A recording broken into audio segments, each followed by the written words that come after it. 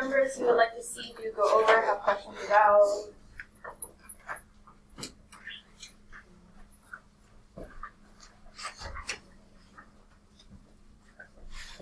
A lot of 2s and 4s. Are there anything besides 2 and 4? We could do 1. So 1, 2, and 4, we will do those.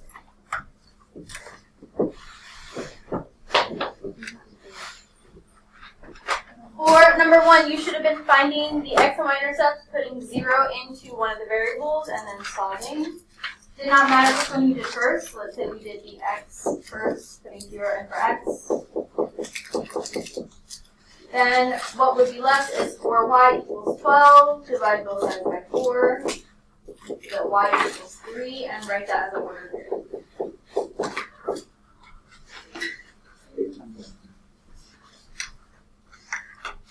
Then you would do the same thing, but in reverse for making y 0, but solving for the x-intercept.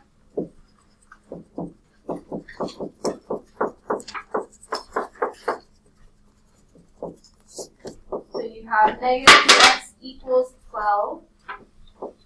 Divide both sides by negative 2. So that x equals negative 6, and you would put that in as an ordered variable.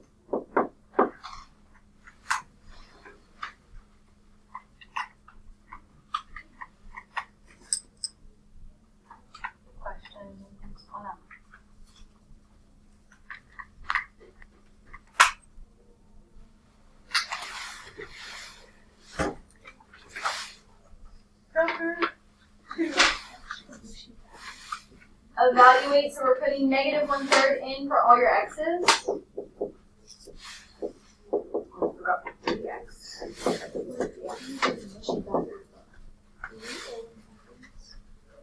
And then start to simplify either all together or individually. So this would be positive 1/9 minus 1 minus 2. And then when you simplify all of that or put it in your calculator, what do we get?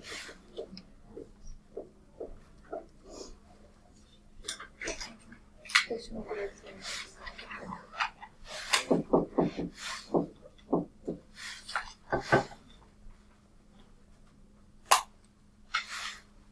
on that one?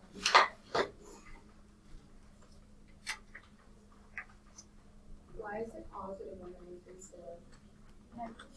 Because we're multiplying negative 1/3 and negative 1/3 together.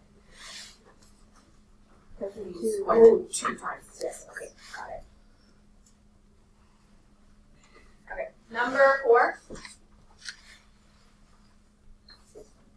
Solve this by distributing 32x minus 16 minus x plus 10 equals 15x plus 10. Combine like terms on the same side. 31x minus 6 equals 15x plus 10. Looking at just this part, how many solutions would we have? 1, none, infinitely many. 1. Because we have different coefficients. So then solve it how you so choose. Let's say I subtracted 15x and added 6. We get 16 and x equals 16. So that x would equal 1.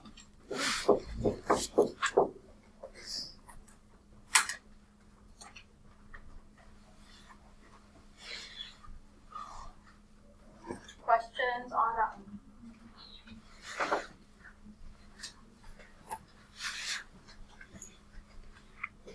Look at your course calendar.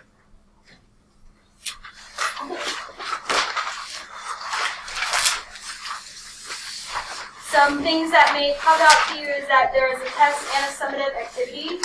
These are really 2 short units combined into one.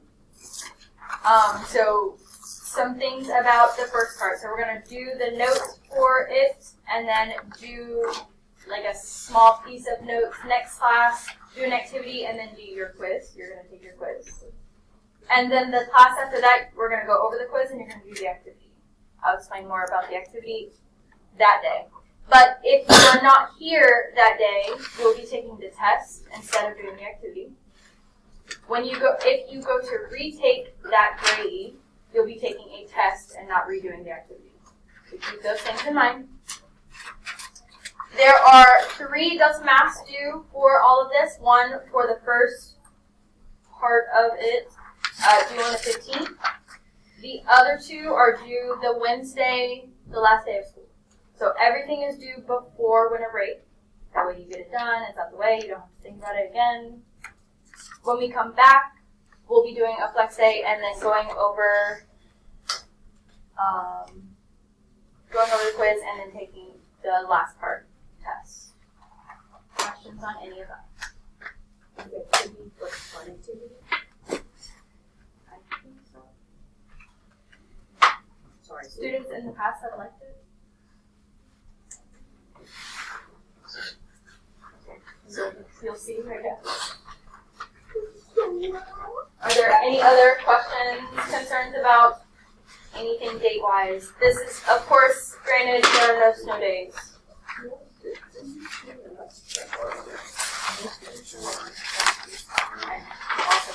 Yes.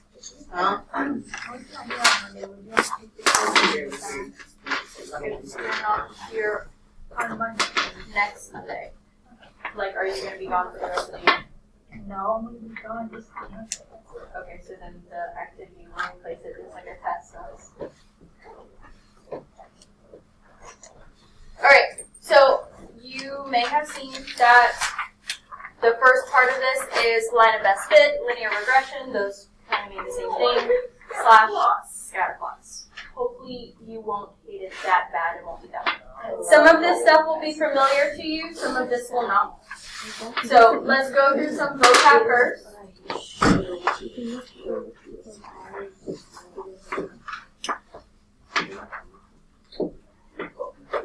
So filling out some vocab, scatterplots are used to determine whether or not 2 variables are related.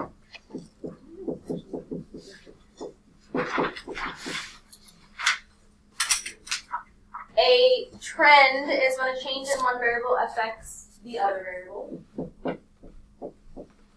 Trends can help us make sense of the world around us and help us make predictions. So try to guess this one. A blank trend occurs if one variable increases when the other variable decreases. Positive, yes. This trend is much like a line with a positive slope. So as your x's increase, your y values are also increasing. And then the next one, negative.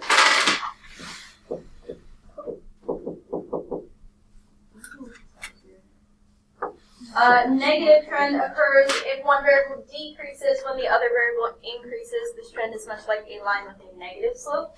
So in this example, as the x's keep increasing, the y values decrease. Could be vice versa. Anyone know the answer to this one? No correlation.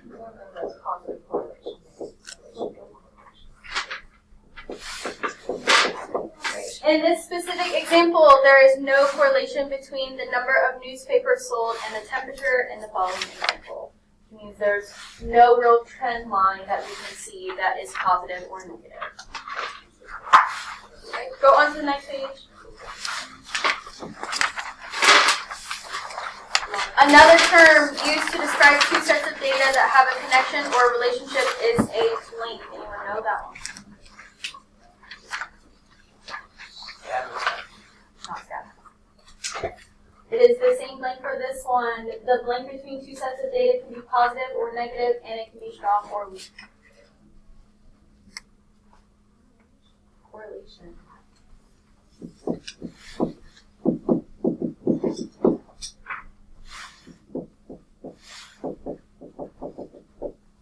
So here are some reminders and definitions to help you remember those. Is this a connection? Correlation.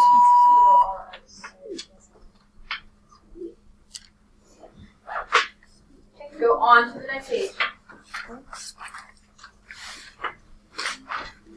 So then we're going to determine, are these positive? Do these have a positive, negative, or no correlation? So for number 1, no correlation.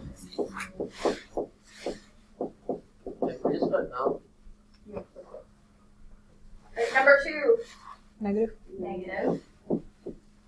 Number 3, Positive. Number 4, Positive. number 5, Negative. negative, and then number 6. No correlation.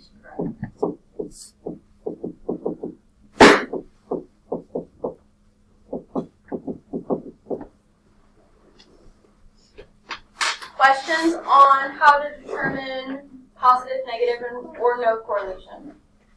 That part should be familiar. Okay. So we're going to skip 7, go on to the next page.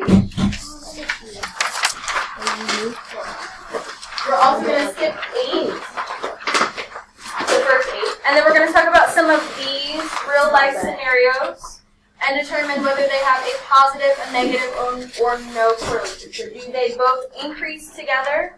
Does one increase while one decreases? Or do they have no relationship to each other?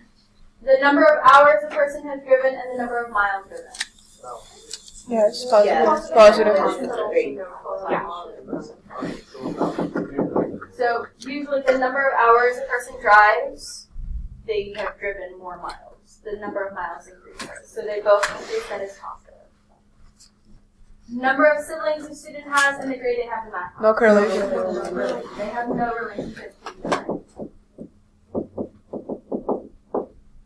The age of a car and the value of a car. Negative. Negative. So that's called depreciation. Over time, cars depreciate in value. Whatever the value of a 2023 car is in 5 years will no longer be that same value.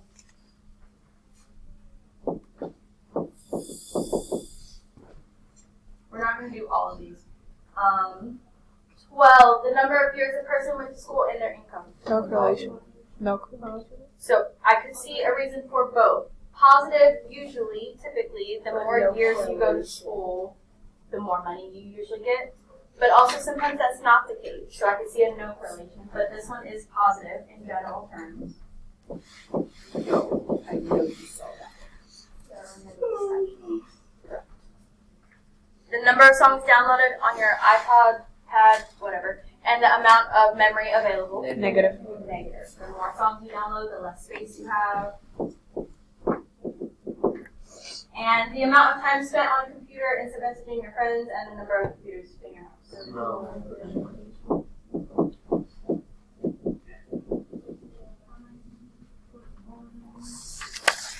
We'll stop there, and then when we get back, we'll start on the next one. Let's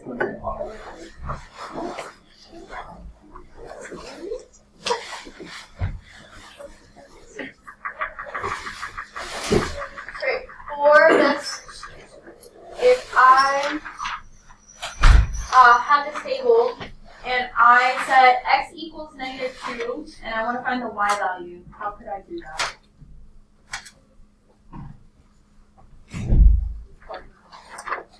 Yeah. So I could put it in for x, y equals 3 times -2 minus 4, and figure out what that is. What would that be? -10. You would do the same thing for all of the other ones. Y equals 3 times -1 minus 4 would equal -7. If I put 0 in, y equals 3 times 0 minus 4. -4. Do we see a pattern in these answers? What did you guys do? Sorry, it increases. It's going up by 3 each time because of the slope. So then what would this one be? 1, and then what would when x equals 2 be?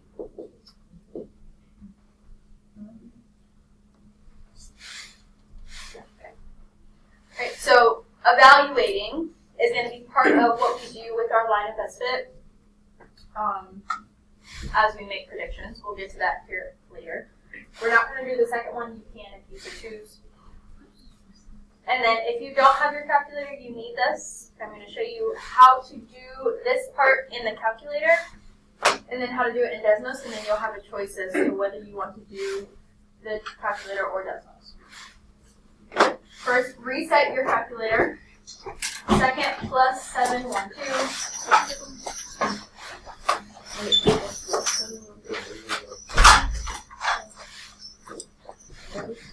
Second plus 712.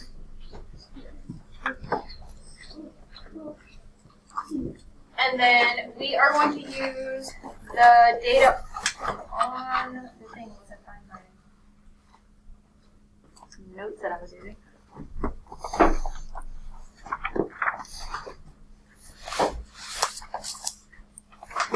It was Charlie. Alright, so we're going to put this into the calculator here in a second. Before we do that, in this table that's given, please stop throwing that, Max. The table shows the data collected in hours for time spent studying for the test and the grade received, not this class or any of my classes, just data in general. We have to decide which variable or which side is x, which side is y. Your x's are your independent variable, your y's are your dependent. So if you're not sure, you can ask, would the time spent in hours depend on the grade, or would the grade depend on the time spent in hours? The grade depends. So that means the grade is the y and the time is x.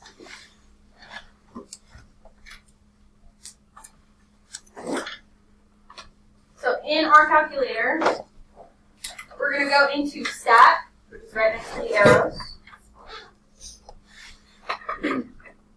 It's already on the edit screen on the edit button, so you can hit 1 or enter.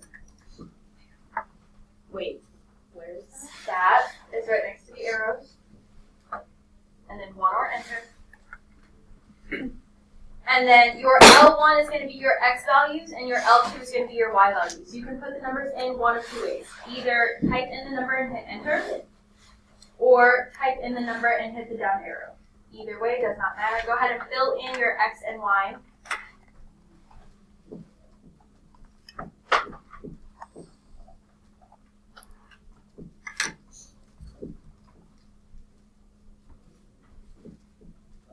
Sherry, make sure you're putting these numbers into your calculator. how do you put L2? Just scroll them.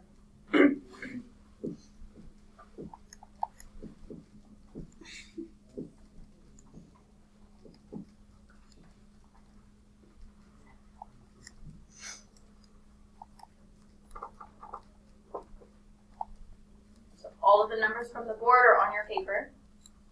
If at any point in time you lose me or get lost, all of the steps I'm saying are on your notes.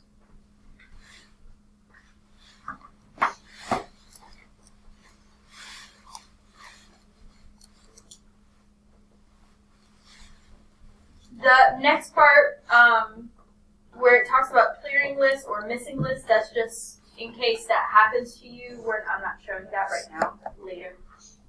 And then after you have this in your L1, L2, you're going to go back to stat, scroll to the right to calculate, and you're looking for linear regression or linreg. There are two of them, but we want the one that looks more like our slope-intercept form, but it's A instead of M. It's the same thing. So you can either go down to number 4 and hit enter, or just type 4. And you want to make sure that yours says X list, L1, Y list, L2, nothing in the frequency list. Go down to store regression equation. Okay, I'm drawing.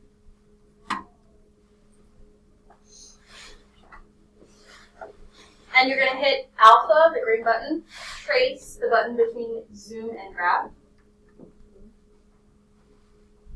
This is confusing. There's a lot of steps. And then this screen pops up. You can really choose any of these, but you can just hit enter 3 times.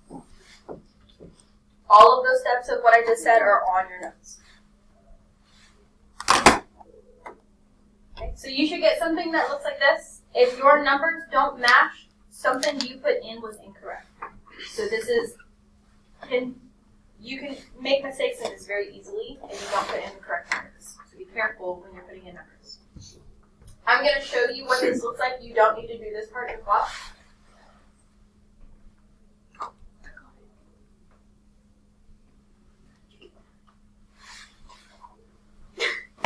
So this is, again, You don't need to do it. I'm just showing you what this looks like. These are the points that we just put in. This is the line that best fits this data. It doesn't go through all the points. It doesn't touch really almost any of the points. But if I wanted to find the time or the grade for a time not listed on this table, I could use this equation to figure that out. So we're going to be finding lines that best fit our data equations and then using it to predict different things. So on the next page, you're going to write in your line of best fit.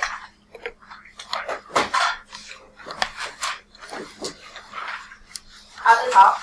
When you write your line of best fit, you need at least 3 decimal places. So to the 1,000, sorry, to the 1,000, for both the slope and the minus up. So you can either look at your calculator or the picture at the bottom. So this would be y equals 6.012 x plus 53.615 would round to 616.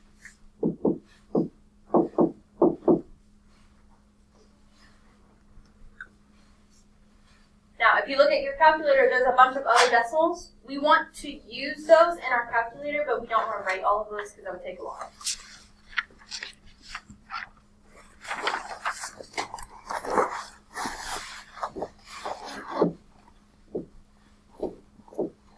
So then for the next part, for the predict the grade given for a student who studied for 0 hours, we are given the x or the y there. X, the number of hours was our x. So we are given an x value, and you could evaluate using the equation you have. 0 is the only one you can do this equation with, so you can put 0 in for x and then solve, figure out what that is. I'm also going to show you how to evaluate with the calculator. I feel like I did this at the beginning of the year, but just as a refresher. From this screen, I'm going to type 0, STO, above on, and then X, and then enter. It'll look like nothing happened, but what it did was put 0 in for all the X's in your calculator. This next part only works if you stored it back in step 2. So then I'm going to go back and hit alpha trace. And wherever you stored it, most of us at the first one, I'm just going to hit enter twice. And it put 0 into the equation with all of the decimals and gave us our answer. I also just got into y equals the equation at the top, and if you press second graph, you can get it also there. And I'm going to show you something about that here in a second. Okay, so then our answer. For answers, we can round to 2 decimal places, so 53.622.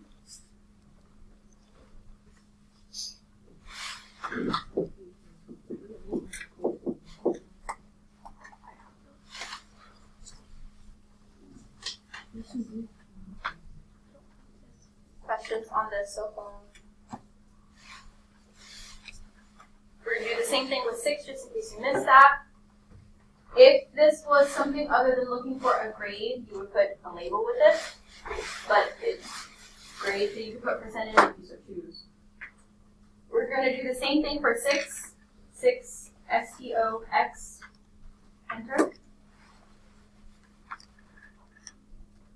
And then alpha trace and enter twice. So if you're using the calculator, the work you would do is you would write something like this, 0 arrow x or 0 stored for x, whatever. Did in the calculator, that would be your work. You wouldn't have to show anything else. But our answer for that one would be 89.69.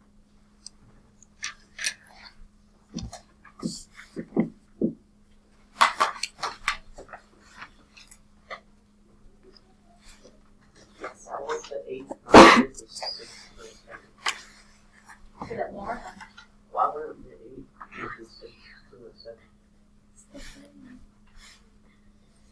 So we're rounding to 2 decimal places. So we need this one. So the 9 would round this one. Okay. Now, if we were looking for in the next question, how many hours do you need to study to get greater than 100%? What are we looking for? What variable are we looking for, x or y there? We are given the y, but we're looking for the x. So you can do this one of two ways. You could set this up as an equation.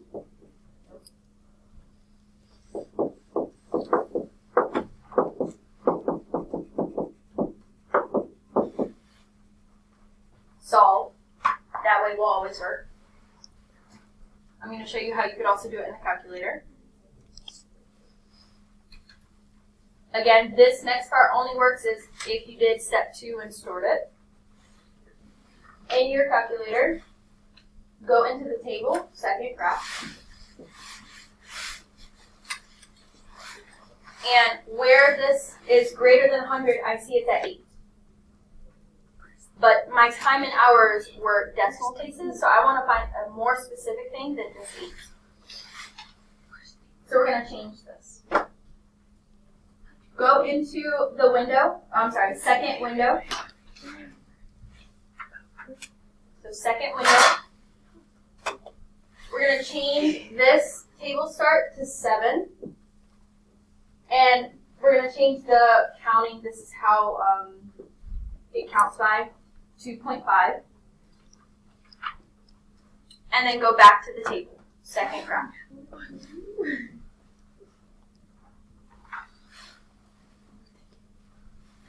So now I see, still at 8, it goes above 100, but somewhere between 7.5 and 8 is really where I'm looking for. So I'm going to change this one more time. Second window, press buttons, listen. Oh. Change this to 7.5, and change this to 0.1 instead. And then go back to the table, second graph. Now I see at 7.8 is really where that goes over 100. So that would be the answer, the more specific answer that I want. If you wanted to get even more specific and do hundreds, thousands, whatever, you could do that. We're going to stop at 7.8. Because we were looking for a number of hours, we would have to put the label hours.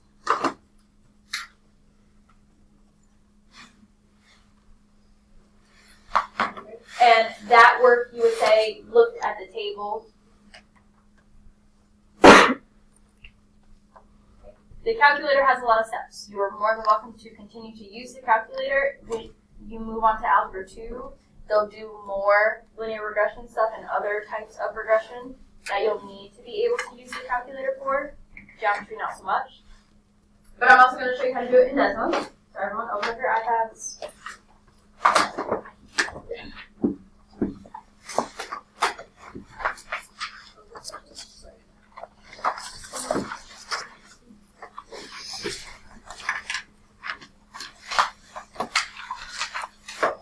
If there's anything in there right now, go ahead and clear it out, hit X.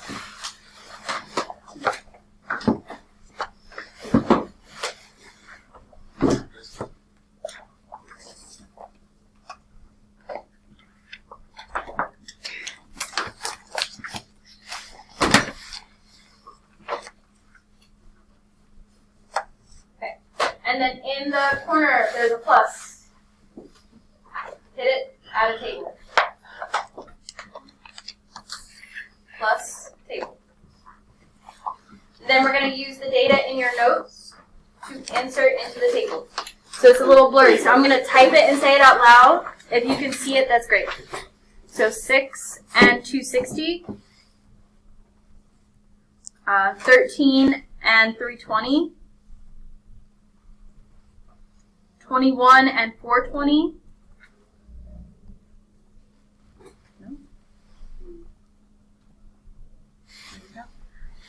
31 and 560,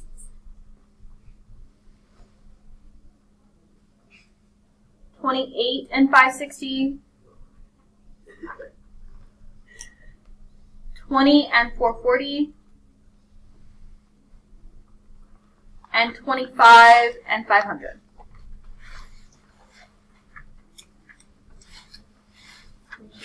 table, desmos.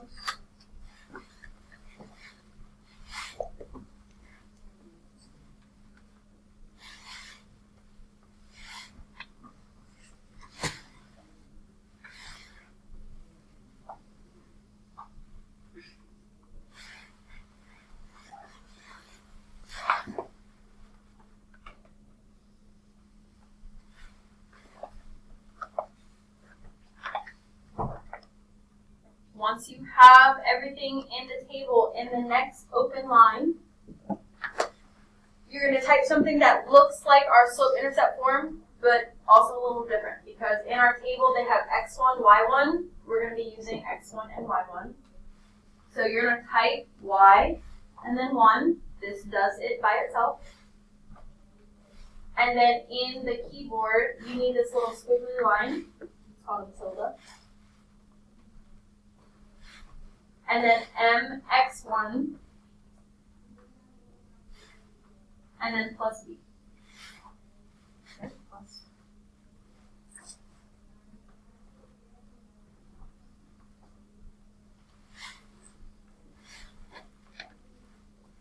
So we'll talk about this here in a second. If you can't see anything on your graph, hit this plus button, and your graph will appear. So if you didn't see that, there's a plus button underneath your table. Hit that, and your graph will appear. So in what's given, don't worry about the residuals. That's more of an algebra 2 stats something later. The r squared is your correlation coefficient that tells you, is this data strong or weak? Does it have a strong or weak correlation? The closer this is to 1, the stronger it is. 1 or negative 1. The closer it is to 0, the weaker it is. So this is pretty strong data. It either goes through or touches almost every single point. And then you're given your M and your B, and you would write that down for your line of estimate. So that was just the how do we do it first, and then I'm going to show you how to use it to predict questions on the desmos piece.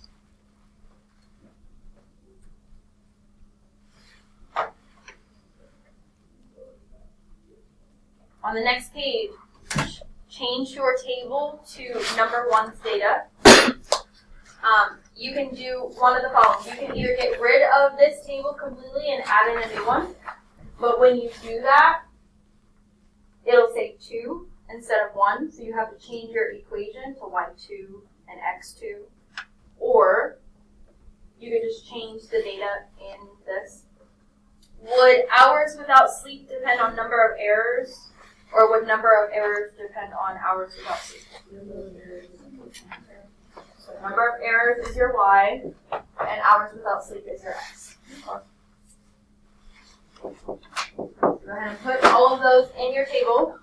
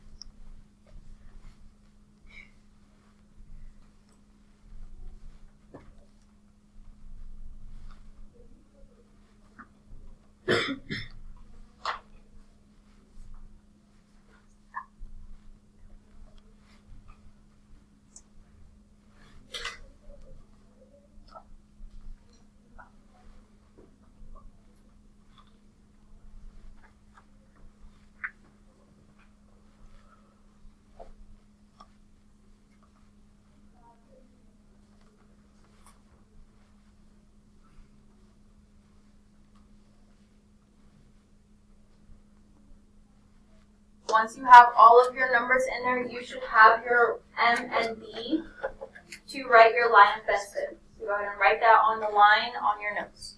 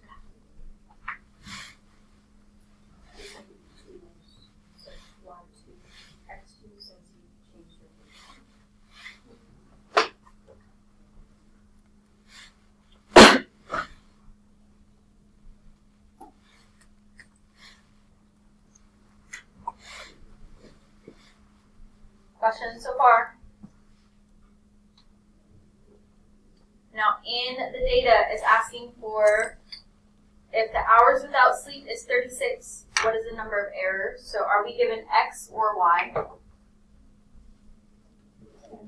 We're given X, we have to find Y. So since we're given X, you're going to type in X equals 36. You may have to zoom out.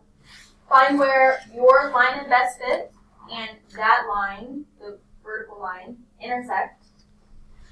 And that Y value is your answer plus 20.1. And you would write that down. They already wrote the labels, otherwise we would have to write number of errors at the end. The work for this, you would say X equals 36, did in decimals. So then, for the next one, change this to 54. Do the same thing. 11, does that use our number 11?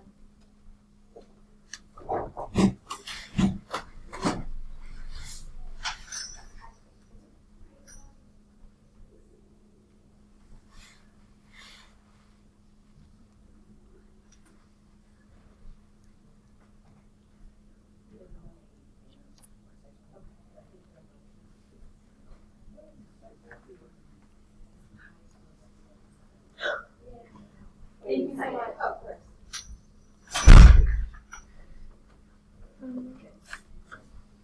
So when X is 54, Y is 28.65.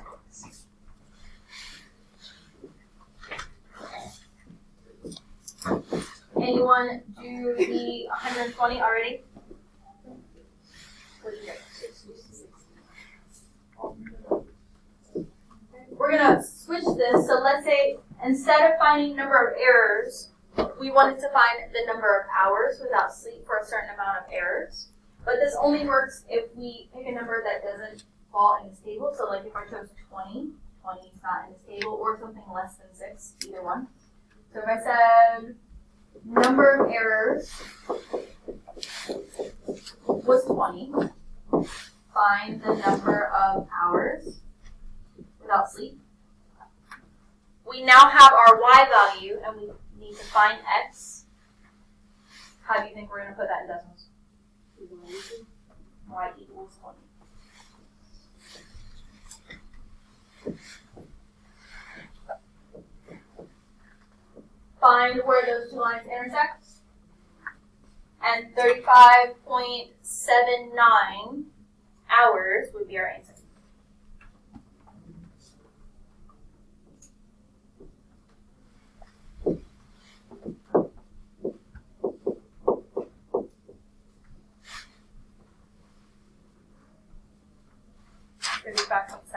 Is what this is. Do we have questions on how Desmos works? Desmos has less steps than the calculator. You're more than welcome to use either.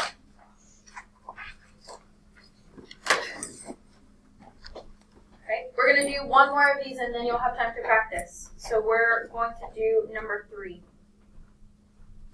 Oh, wow. That's a lot. Oh, boy. Now, similar, but anytime you have something with years, you have to change what you put in. So don't start putting in data yet. The Y values will not change. Well, I already told you these were 5.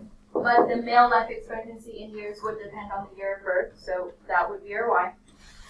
Anytime you have years, whatever this first year is, you're always going to put the 0. Every year after that, you're looking at how many years has it been since the original. So from 1920 to 1925, 5. 1920, so every time you go up a year, you're still going back to the original. 1920 to 1930, 10. So 1925 to 35 is 15. Sometimes the pattern is consistent and you can just guess, okay, 20, 25, keep going. Sometimes they'll throw in a random year like 1957 and then your pattern is off. So always make sure that you double check before you assume the pattern. I'll go ahead and fill out the rest of these. These are all ending in 0 and 5, so yes, these are all counting by 5s.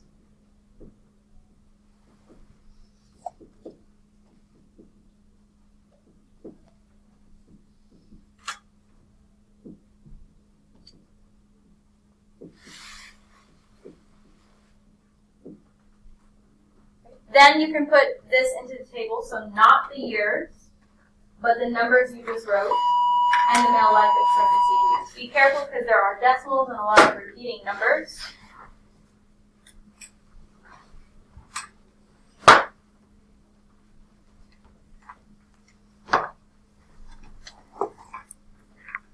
Oh, I did want to show you this really quickly. In your table, if you got a new table, let's say, and it recognized the pattern, you could start hitting enter and it would fill it in for you. So you wouldn't have to do that part.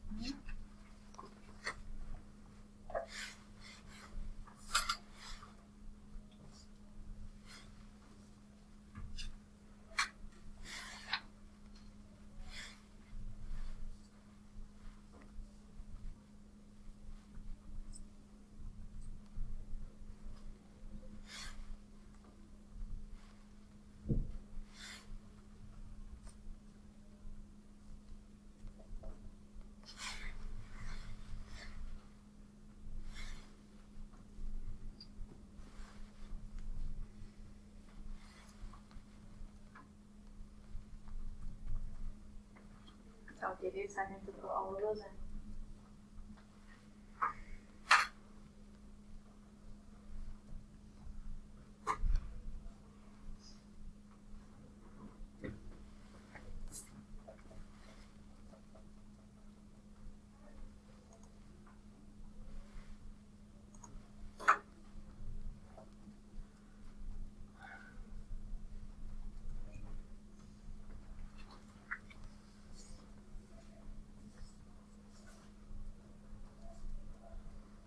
When you get your line of best fit, you can write that down on the question for number 3 at the bottom, line of best fit.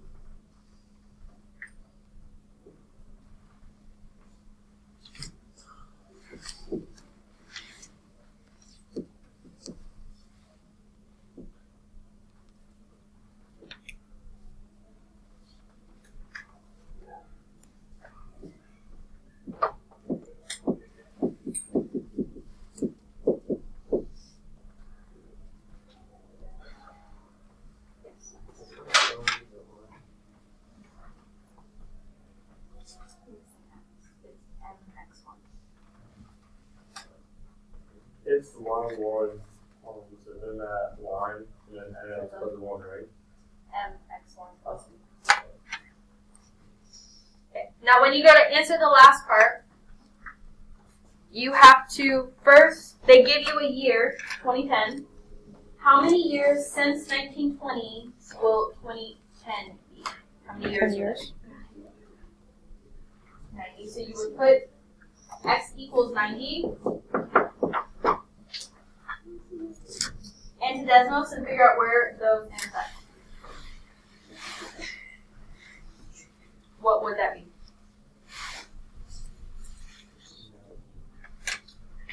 2010 from 1920 would be 90 years. 10 more years of this.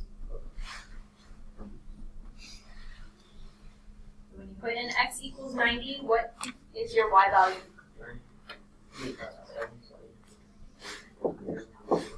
So that's 0 through 4, yeah. Year.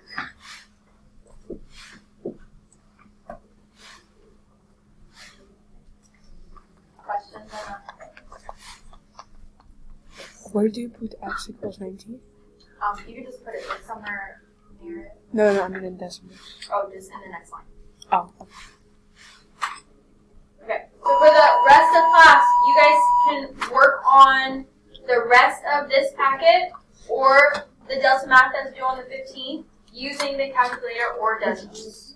Practice this so that way you know what to do for the next class. You can work with each other, move around. If you have questions, raise your hand, I'll be around.